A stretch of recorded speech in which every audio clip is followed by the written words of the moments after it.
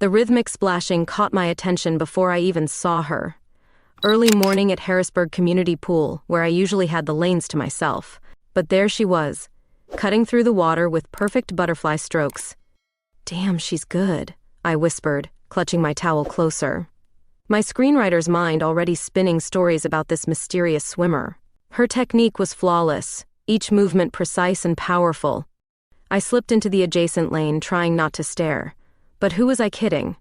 Her brunette hair, now darkened by water, caught the morning light. Those long, toned arms moved with grace I hadn't seen since my college swimming days. "Lane 4's free if you want to share," she called out, pausing at the pool's edge. Her green eyes sparkled with something playful. "I noticed you standing there." "That obvious, huh?"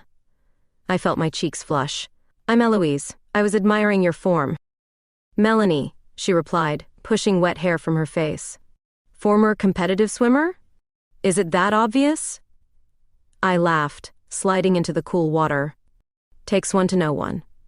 She smiled and something fluttered in my chest. "Your stance, you've got that swimmer's posture." We fell into an easy rhythm, sharing the lane. Each lap brought stolen glances, brief moments when our eyes would meet underwater. The morning light danced across the pool's surface, creating patterns that reminded me of the opening scene in my latest script. "You're holding back," Melanie called out after our 10th lap. "Show me what you've got." Challenge accepted. I pushed off the wall, channeling years of training. The water embraced me like an old friend. For a moment, I forgot about my morning deadline, the unfinished script on my laptop, everything except the rush of water past my ears. When I surfaced, she was watching me with undisguised interest. "Now that's what I call swimming," she said, her voice carrying a hint of something more than casual admiration. "Just keeping in practice," I replied, trying to catch my breath. "Not just from the swimming." "Coffee?" she asked suddenly. "There's a place around the corner, unless you're busy." I thought about the script waiting at home, the characters frozen mid-scene. Coffee sounds perfect. As we climbed out of the pool, I couldn't help but notice how her swimsuit hugged her athletic frame. She caught me looking and smiled. That smile would haunt my dreams for days to come. "I should warn you," she said, wrapping a towel around her shoulders. "I'm not just here for the swimming. I'm scouting locations for a play." "Really?" My writer's curiosity piqued. "I'm actually a screenwriter." "Now that's interesting," she replied, her eyes lighting up. "Very interesting indeed." Walking to the locker room, we talked about theater, about writing, about everything and nothing. The morning sun streamed through the high windows, creating halos around her still wet hair. I knew right then that my life was about to change in ways I couldn't imagine. Little did I know, this chance meeting at the pool would be the beginning of the most challenging and beautiful chapter of my life. But that morning, all I could think about was how perfectly she moved through the water, and how much I wanted to know every story she had to tell. That coffee shop became our regular spot after morning swims. Melanie wasn't just any actress, she was Melanie Edwards, the darling of Harrisburg's theater scene. I'd been living under a rock, too busy with my scripts to notice. "So that's why you looked familiar," I said, stirring my latte. "You were in Midnight in Manhattan last season." She waved it off with elegant modesty. "Theater's my escape. The pool is where I really find peace." I couldn't stop watching her hands as she spoke, the way they moved with the same grace she showed in the water. Her green eyes sparkled when she talked about her upcoming projects. "The new play's different," she explained. "It's about two women who—" She paused, studying my reaction. "Who find each other in unexpected ways." My heart skipped. "Sounds intriguing. Who's writing it?" "That's the problem." She leaned forward, lowering her voice. "Our writer dropped out. Creative differences." I tried to ignore how her perfume made my head spin. "That's rough, especially mid-production." "Actually." She touched my hand lightly. "I read some of your work online. Your dialogue is exactly what we need." The warmth of her fingers lingered on my skin. "I've never written for theater." "Perfect time to start." Her smile was infectious. "Come to rehearsal tomorrow, just to observe." The theater was smaller than I expected, intimate really. Watching Melanie on stage was like seeing a different person. She commanded attention, her presence magnetic. I scribbled notes furiously, ideas flowing faster than I could write them. What do you think? She asked afterward, still buzzing with performance energy. I think. I hesitated. I think the script needs someone who understands chemistry between characters. Exactly. She grabbed my notebook. These notes. They're exactly what I've been trying to explain to the director. We ended up at a small bistro, discussing character motivations over wine. Hours slipped by like minutes. Her passion for storytelling matched mine, each idea building on the last. You have to write this, she said, her knee brushing mine under the table. We can work on it together. Late nights, high pressure. I warned, you might get sick of me. She laughed, the sound making my stomach flip. I'm willing to risk it. That's how our routine began.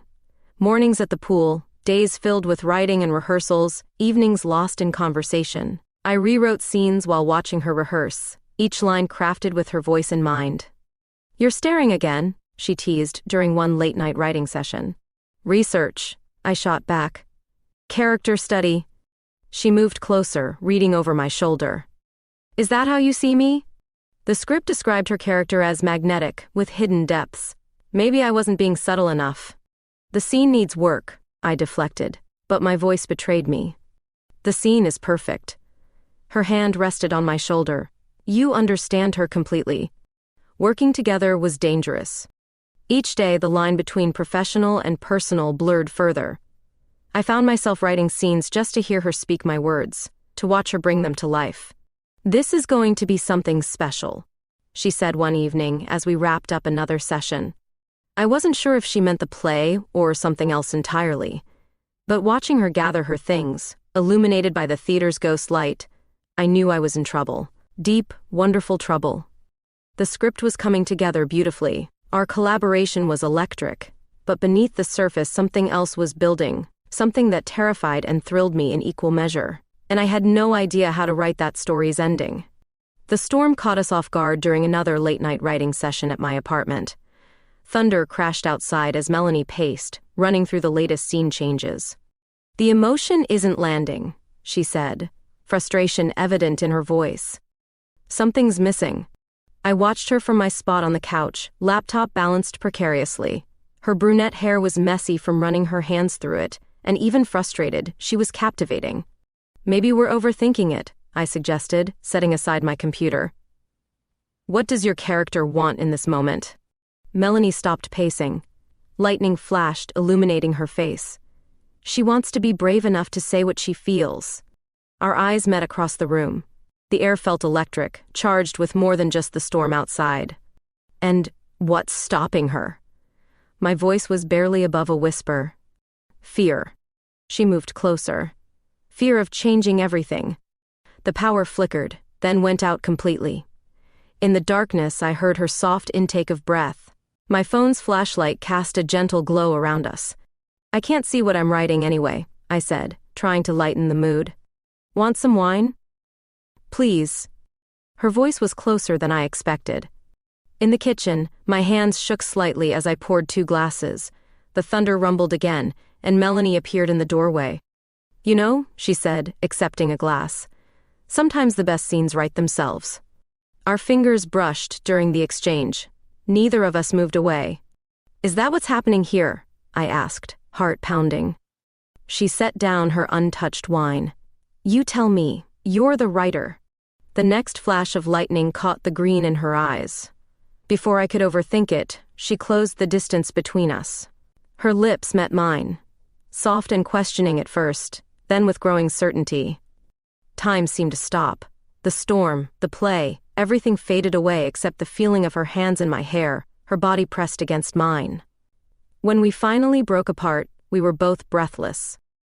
I've wanted to do that since the pool, she admitted, forehead resting against mine. Why didn't you? Waiting for the right moment. Her smile was visible even in the dim light. The right scene. We made our way back to the living room, hands linked. The power was still out, but neither of us cared. We talked for hours, sharing secrets in the darkness. Every thunder crack made us jump closer together. The scene we were struggling with, I said suddenly. I know what it needs now. She laughed, her head on my shoulder. Of course you do. I reached for my laptop, but she stopped me. Write it tomorrow. Stay here with me. The storm raged on outside, but inside my apartment, we'd found perfect calm.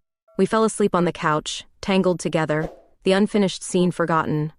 Morning found us still there. Sunlight streaming through rain-cleaned windows. Melanie stirred first, her hair tickling my neck. "Morning, writer," she murmured. "Morning." I kissed her forehead, marveling at how natural it felt. She sat up, stretching. "Ready to finish that scene?" "Already wrote it in my head," I said. "But there's something you should know." The words caught in my throat. How could I tell her about the doctor's appointment scheduled for next week? About the possibility that would complicate everything we'd just started? "What is it?" She touched my cheek, concern in her eyes. "Just that I'm falling for you," I said instead, pushing down my guilt. Hard. Her answering kiss was all the response I needed. But as we started our day, the weight of my secret sat heavy in my chest. The scene we'd been struggling with was perfect now, but my own story was about to get much more complicated. The doctor's office was sterile and cold, nothing like the warm theater where I'd left Melanie rehearsing. My hands trembled as I opened the envelope. "Congratulations," it read. The result of a last-minute decision before meeting Melanie, now threatening to unravel everything. I drove to the theater in a daze, my mind racing. The play was gaining buzz, our relationship blossoming. How could I drop this bomb now? "There's my favorite writer," Melanie called from the stage. Her smile faded when she saw my face. "Everything okay?" "Just tired," I lied, forcing a smile. "Show me what you've done with Act 2. She was brilliant, as always. The cast moved through our scenes with growing confidence, our words, our shared vision, coming alive before my eyes. "That's chemistry," the director announced. "Whatever you two are doing, keep doing it." If only he knew. During breaks, Melanie would steal kisses in the wings. Each one made my guilt heavier. "Move in with me," she whispered during one such moment. My heart stopped. "What?"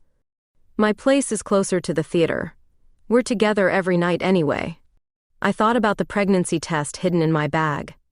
"I need time to think." "Take all the time you need." She kissed my cheek. "I'm not going anywhere." That night, alone in my apartment, I stared at my phone. The clinic's number glowed on the screen. One call could make this simpler. But nothing about this was simple. The play was entering final rehearsals. Critics were already buzzing about Melanie's performance. My name was being mentioned in theater circles. "You seem distant," Melanie said during our morning swim. "Talk to me." The pool had brought us together. Now its waters felt like they were drowning me. "Just nervous about opening night," I said. She stopped swimming. "There's more than that." "I'm fine." I pushed off the wall, escaping into the water. The lies were eating at me. Every tender moment, every shared laugh, felt tainted. The script called for honesty between characters, yet here I was, living a lie. During rehearsal, I watched Melanie deliver the line we'd written together. Truth finds its way to the surface. The irony wasn't lost on me. After rehearsal, she found me in the empty theater. "Remember our first coffee date?" "Of course. You said writers need to be brave." She took my hand. "Something's wrong. Let me help." I almost told her then. The words were on my tongue, but the stage manager interrupted with technical questions. That evening, reviewing the script, I realized our characters were braver than I was. They faced their truths head-on. "These revisions are perfect," Melanie said, reading over my shoulder. I'd written what I couldn't say. The scene about facing difficult truths, about trust and timing. "It's like you're in my character's head," she marveled. If only she knew the war in mine.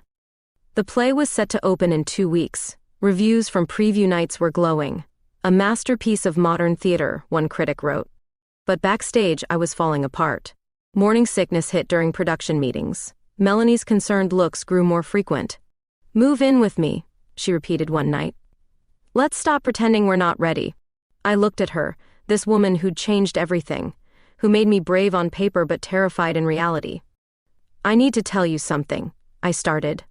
Her phone rang, her agent with big news. The moment slipped away, like so many before it. The truth was a time bomb, ticking louder each day. Soon it would explode, potentially destroying everything we'd built. But watching her talk excitedly about our future, I couldn't bear to be the one who brought it all crashing down. Not yet. Not tonight. I was writing our love story with invisible ink, hoping the words wouldn't fade when the truth finally came to light. It happened during a costume fitting. I'd left my bag in Melanie's dressing room, rushing to a production meeting. The medical report slipped out when she moved it. I returned to find her standing perfectly still, the paper trembling in her hands. "When were you going to tell me?" Her voice was barely audible. The room spun. "Melanie, I can explain. 12 weeks. She looked up, her green eyes swimming. "You've known for weeks." The costume designer chose that moment to knock. Melanie's mask slipped into place instantly. "Give us a minute." Once we were alone, the silence was deafening. "I was scared," I admitted finally.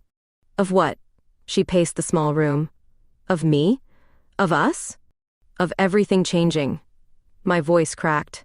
"The play, our relationship, everything's already changed." She pressed the report into my hands. "You just didn't trust me enough to be part of it." "That's not true." "Then what is true, Eloise?" Her composure cracked. "Because I've been falling in love with you, thinking we were building something real." The word love hit like a physical blow. We hadn't said it yet, not directly. "It is real," I whispered. "Real relationships don't have secrets like this." She grabbed her script. "I need space."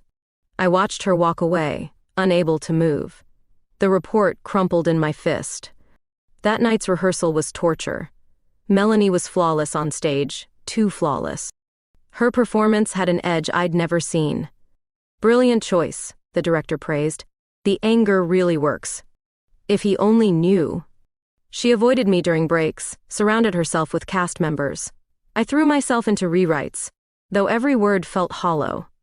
3 days passed, 3 days of professional politeness and personal silence. The cast noticed the tension but assumed it was creative differences. I found her in the pool early morning day 4. She was doing aggressive laps, her form perfect even in anger. "I miss you," I said when she came up for air. She held the pool's edge, not looking at me. "I miss you too. That's what makes this harder." "Can we talk? Really talk?" She pulled herself out of the water. "Your place, after rehearsal." The day crawled by. Every scene between her characters felt loaded with our unspoken words. She arrived exactly on time, still in costume makeup. "Start talking." So I did. About the procedure before we met, about finding out after we'd started working together, about my fears and doubts. "I didn't want to lose you," I finished lamely. "But you were willing to lie to me." She stood by the window where we'd first kissed. "That's what hurts." "I know." "No, you don't." She turned, fierce and beautiful. "I've been imagining a future with you, making plans, while you've been carrying this alone. I'm sorry." The words felt inadequate. Sorry isn't enough. But she moved closer. "You have to trust me, with everything." "I do trust you." I reached for her hand. "I'm just not used to having someone to trust." She let me take it. "Are you keeping any other secrets?" "Just one." I squeezed her fingers. "I'm in love with you." The silence stretched. Then, "Damn you, Eloise Brown." "Is that a good damn or a bad damn?" "Both." She pulled me closer. "Because I'm in love with you too, even when I want to strangle you." "I deserve that." "Yes, you do." She touched my face. "No more secrets." "No more secrets," I promised. She kissed me then, soft but sure. "We'll figure this out. Together." "Together," I echoed. Later, curled on the couch, she asked, "Have you decided what you want to do?" "I'm keeping it," I said quietly. "If that changes things." "The only thing it changes is our timeline." She kissed my temple. "And maybe we need a bigger apartment." The weight I'd carried for weeks finally lifted. Outside, the city hummed with life. Inside, we began the careful work of rebuilding trust, one truth at a time. The first hint of trouble came in the form of a gossip column.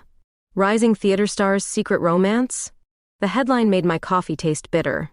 "Ignore it," Melanie said, snatching the paper away. "They're always fishing for stories." But the whispers grew. Stage doors became gauntlets of photographers. Our morning swims were interrupted by casual observers with phones. "Someone talked," I said, watching another patron pretend not to photograph us at our coffee spot. Melanie squeezed my hand under the table. "Let them talk." But it wasn't that simple. Theater was conservative in Harrisburg. Sponsors had expectations. The play's success had put us in the spotlight. "Maybe we should be more discreet," the director suggested during rehearsal. "Why?" Melanie's voice carried across the stage. "Because we're both women." The silence was deafening. That night, in her apartment, we couldn't keep our hands off each other. Every touch was defiance, every kiss a statement. The next morning's paper was worse. Traditional sponsors questioned new production's values. "They can't do this," I fumed, pacing our kitchen. "It's the 21st century. Watch me," Melanie said, grabbing her keys. "Coming?" She drove us to the theater, strode past the waiting photographers, and called an emergency cast meeting. "I'm gay," she announced, "and in love.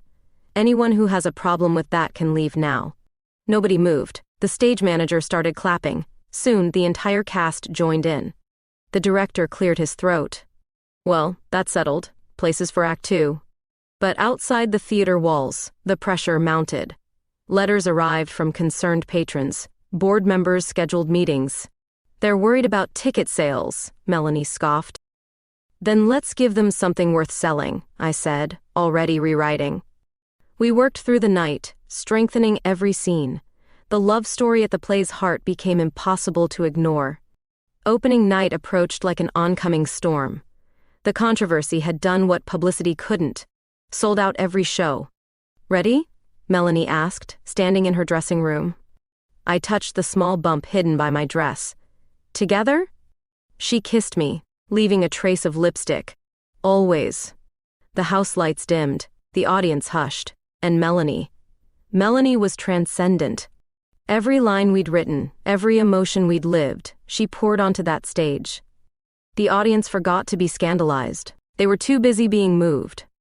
During intermission, I overheard two older patrons. "Such a powerful love story," one said. "Who cares who tells it?" The second act brought them to their feet. The standing ovation lasted 10 minutes. Backstage was chaos. Flowers, congratulations, critics demanding interviews. "Kiss me," Melanie whispered in the midst of it all. "Here? Now?" "Especially here. Especially now." So I did.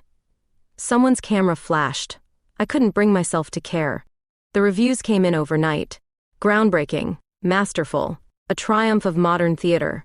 But my favorite moment came later, in the quiet of dawn. Melanie and I at the pool, where it all began. "Think they'll fire me?" she asked, floating beside me. "They'd be idiots." I splashed her gently. "You're their biggest star." "We're their biggest story," she corrected. "The actress, the writer, the scandal. Is that what we are? A scandal?" She pulled me close, water lapping around us. "We're a love story. They'll catch up eventually." The morning light caught her wet hair, her fearless smile. I thought about the journey from that first morning, how far we'd come. "Move in with me," she said again. "For real this time." The answer was easy now. Yes. Later, watching her prepare for another performance, I realized something. In trying to write the perfect play, we'd lived one instead. The cameras still flashed outside. The whispers hadn't stopped. But inside, where it mattered, we'd found our truth. And that was worth any headline they could write. The call came during our morning swim. New York wanted the play. Broadway producers had seen the reviews, smelled success, and wanted meetings. "This is it," Melanie beamed, water droplets catching the light. "Our big break." But the excitement faded when we learned the details. 3 months of workshops in New York, extensive rewrites, a complete recast.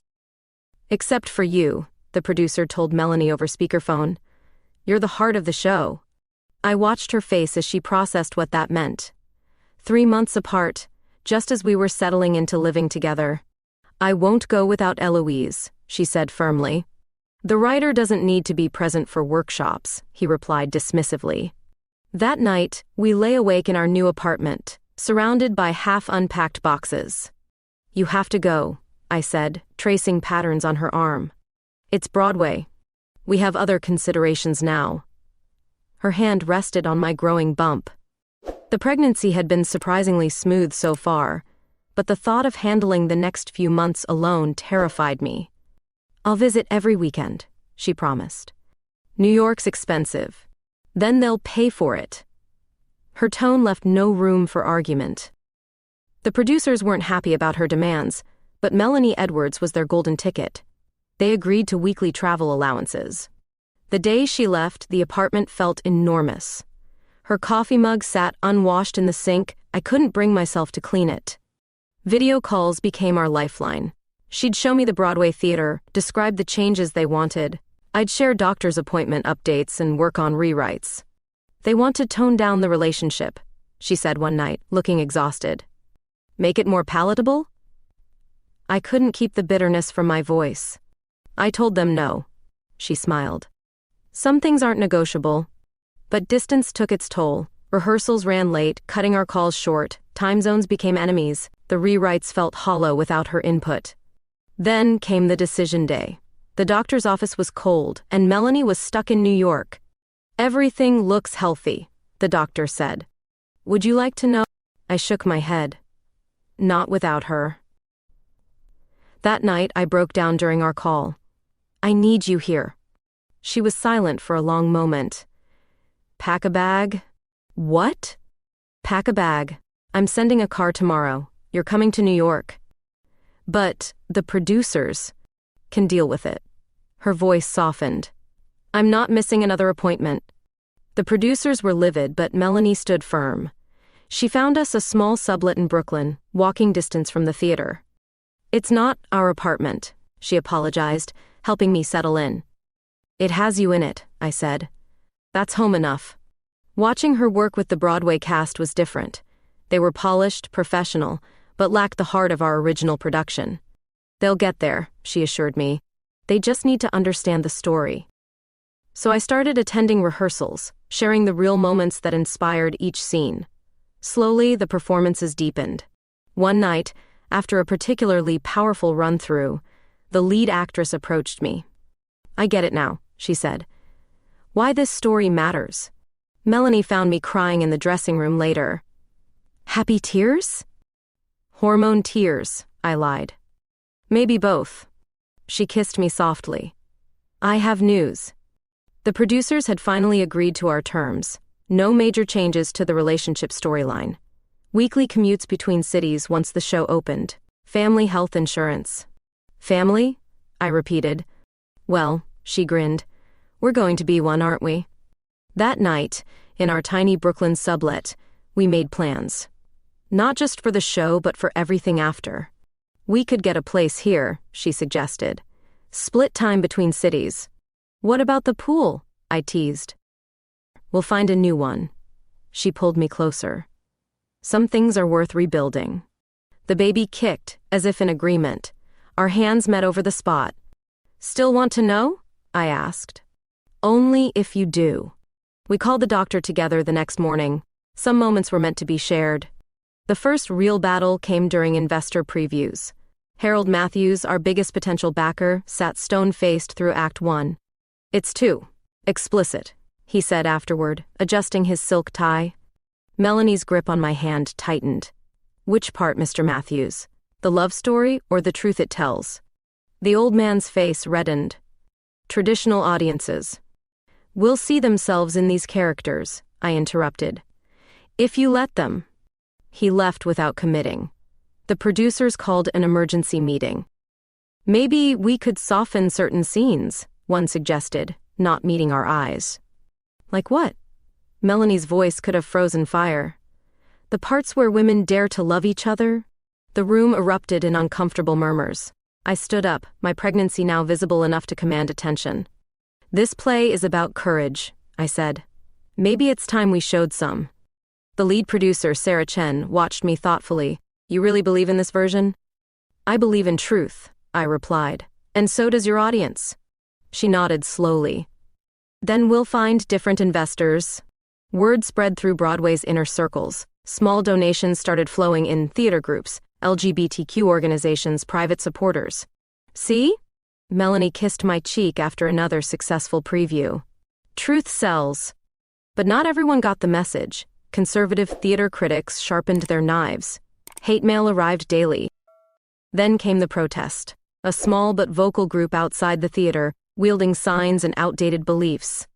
"Don't engage," the security team warned. But Melanie had other ideas.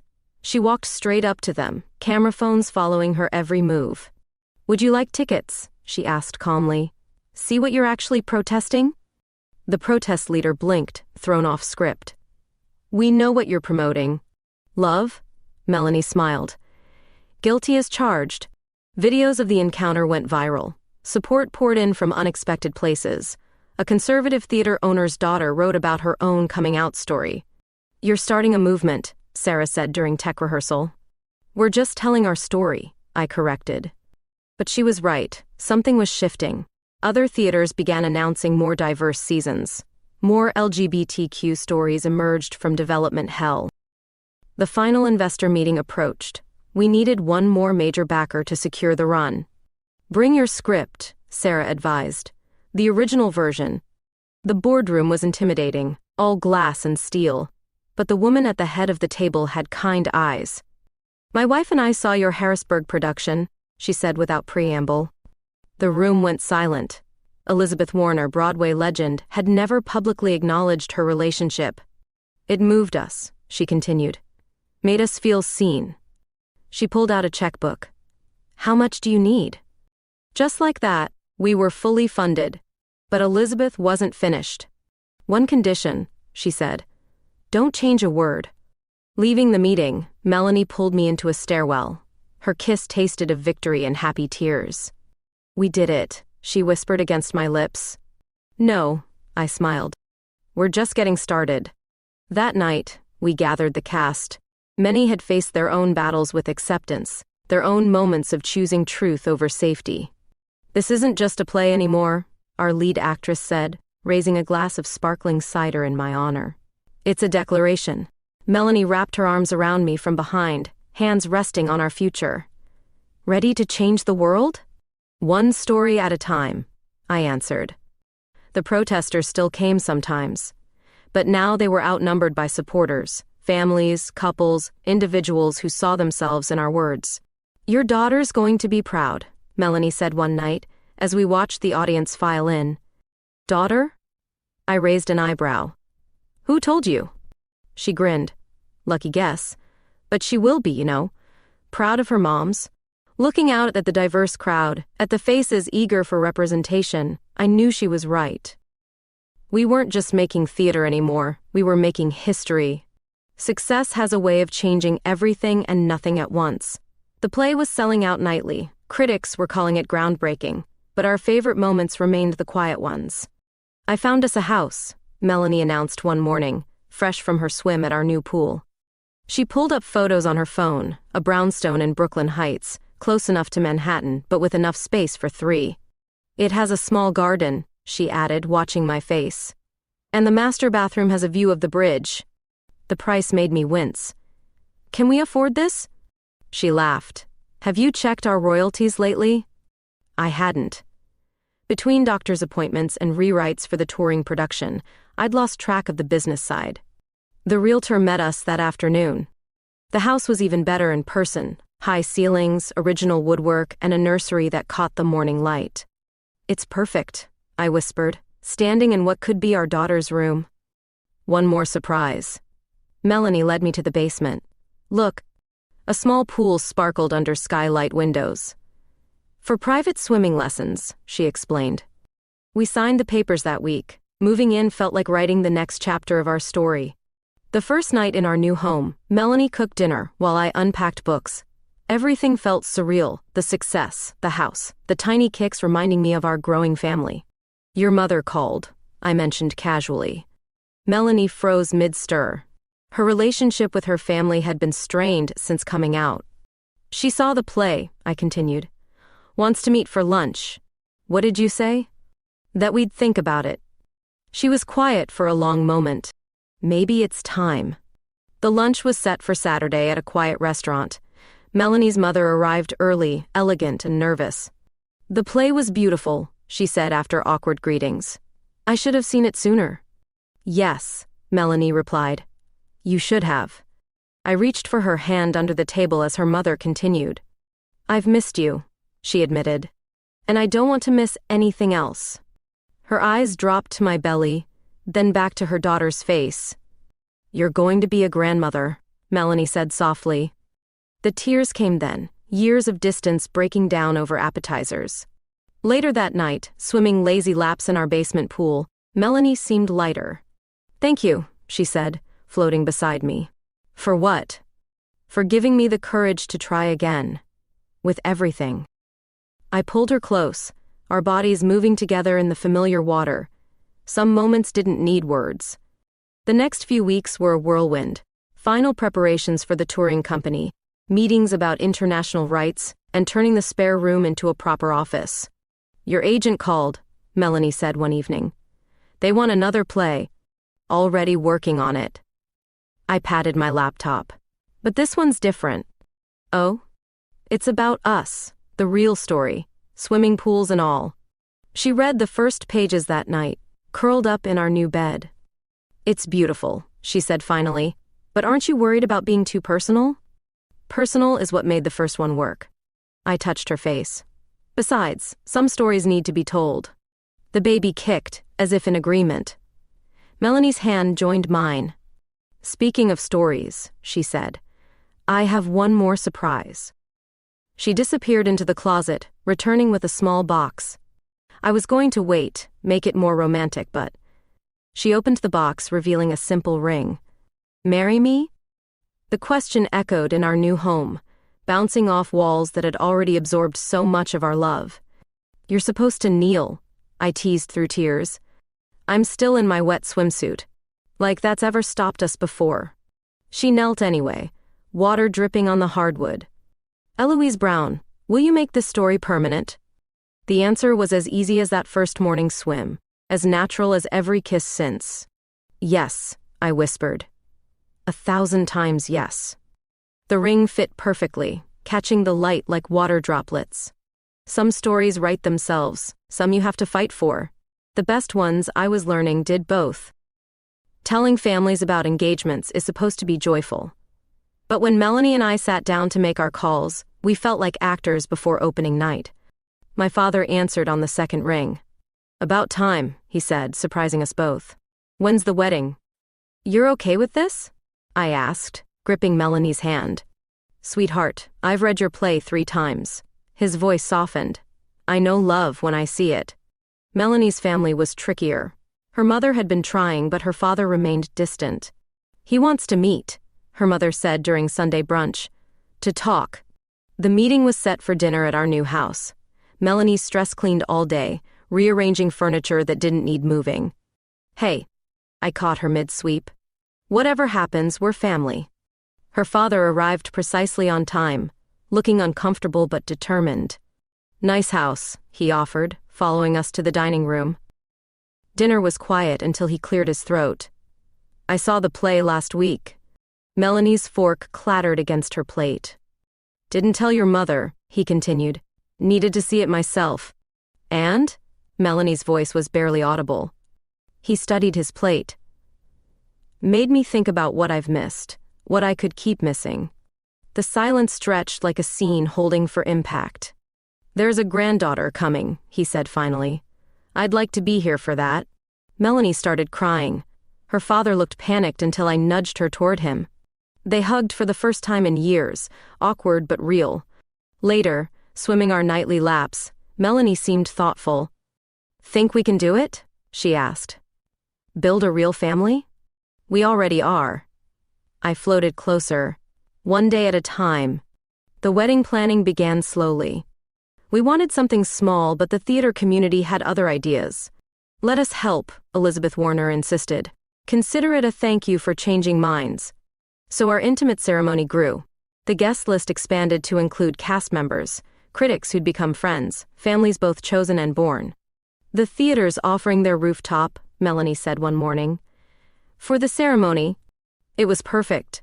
The place where our story had found its audience. The date was set for early fall, before I got too big to enjoy dancing. My father called weekly with questions about the ceremony. Melanie's parents sent ideas for flowers. They're trying, she marveled, reading their latest email. Love does that, I said. Makes people brave. The RSVPs poured in, each one a reminder of how far we'd come. Theater owners who'd once rejected our play now sent expensive gifts. Ironic, Melanie laughed, opening another package. No, I corrected. Progress. One evening, swimming lazy laps in our basement pool, we heard footsteps. Hello? Melanie's father called down. Your mother let me in. He stood awkwardly at the pool's edge, holding a photo album. Found these, he said. Pictures of Melanie's swimming competitions. We spent hours looking through them, his pride evident in every carefully preserved clipping. You were always happiest in the water, he told her. Still am, she smiled, squeezing my hand. The night before our wedding, we broke tradition and stayed together. Any regrets? I asked, watching her pack her dress for tomorrow. She paused, considering. Just one. My heart stopped until she grinned. Should have kissed you that first morning at the pool. You're making up for it, I laughed. We fell asleep planning our future holidays with both families, swimming lessons for our daughter, stories yet to be written. Some people thought our love story was controversial, but looking around at our growing family, at the bridges being rebuilt, we knew better. It was simply love, doing what love does best, changing hearts, one ripple at a time. Opening night on Broadway felt different from Harrisburg. The energy, the expectations, the sheer scale of it all. Ready? Melanie asked, adjusting her costume one last time. I touched my wedding ring, still new enough to surprise me. Born ready. The house was packed. Every critic, producer, and theater lover in New York had fought for tickets. Elizabeth Warner sat front row center, her wife beside her. Our families filled the rows behind them, united at last. The lights dimmed. My heart raced. Then Melanie stepped into the spotlight, and magic happened. She wasn't just playing the role anymore, she was living it. Every line we'd written together carried the weight of our own journey. During intermission, I overheard conversations in the lobby. It's like watching someone's heart open on stage, one woman said, wiping tears. About damn time, her companion replied. The second act soared. When Melanie delivered her final monologue about choosing love over fear, the theater held its breath. The standing ovation lasted 20 minutes. Flowers rained onto the stage. Backstage was chaos. Critics wanted interviews, celebrities offered congratulations, but Melanie sought me out first. We did it, she whispered, pulling me close. No, Elizabeth Warner interrupted, approaching with tears in her eyes. You did more than that. She handed us the early edition of tomorrow's Times. The headline read, Broadway finds its truth. The after-party was held at our house. Both families helped host, working together like they'd done it forever. Who would have thought, my father mused, a swimming pool would lead to all this? Melanie's father raised his glass. To unexpected blessings.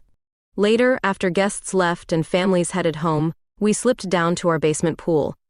Remember our first swim? Melanie asked, floating beside me. You were showing off. Had to get your attention somehow. The water lapped gently, reflecting our journey. From that first morning to Broadway. From strangers to wives. From fear to freedom. The baby's kicking. I smiled. She likes the water already. Of course she does. Melanie kissed me softly. It's in her story. Our phones buzzed with reviews, messages, congratulations. But here in our private pool, the world felt perfectly sized. What's next? I asked, thinking of new plays, new challenges. Everything, she answered. Nothing. This. She was right. We had all we needed. Our home, our growing family, our truth finally told. The play would run for years, touching lives we'd never meet. Our daughter would grow up knowing love has many faces, all of them beautiful. One last lap, Melanie suggested. We swam together, synchronized by practice and devotion. Above us, through the skylight windows, stars twinkled over Brooklyn. Some stories end with a bang, others with a whisper. Ours ended with the gentle splash of water, the promise of tomorrow, and the certainty that love, real, brave, honest love, always finds its way to the surface. "Ready to go up?" Melanie asked finally. I looked at my wife, radiant in the pool's blue light, at our home filled with memories yet to be made, at the life we'd built, word by word, stroke by stroke. "Actually," I smiled, "I think I want to float here a while longer." She understood, as she always did. We floated together, holding hands, letting the water carry us toward whatever came next. Above us, the stars kept shining. Below us, our daughter kept growing. And all around us, love kept doing what it does best, making the impossible possible, one story at a time. The end.